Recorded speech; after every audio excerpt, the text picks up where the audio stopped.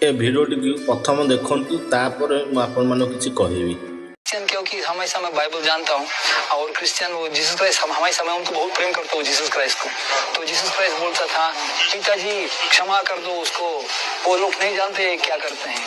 तो मैं बचपन से पूछा पिताजी कौन है और वो उत्तर नहीं मिला मेरे को। लेकिन जब भगवत गीता मैंने मिल गया तो उसमें लिखा है सर्वा योनिषु कौन्तेय मूर्तयः सम्भवन्ति तिषं ब्रह्म महद्योनिर अहम बीजक प्रदः पिता। संपूर्ण योनि भगवान का बच्चा है, वसुदैव कुटुंबकम, और पिताजी एक ही है।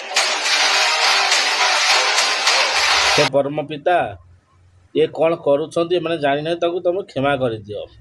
तो यही लोक देख चिंता कले जे जीशु जदि परम पिता को खोजुन से परम पिता किए जेतबले यही लोक पाखरे श्रीमद भगवत गीता जो पाखे पहुँचला से भगवत गीता को पढ़ की देख तार आंसर पाईगले।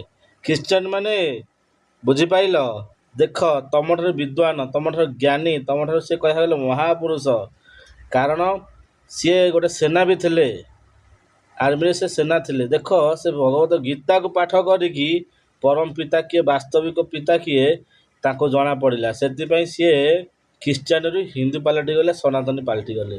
से तुम्हें मैंने भी निज सनातन धर्म को पढ़ी आस निजे भगवत गीता पचार प्रसार कर से तुमर मंगल ए संसार मंगल।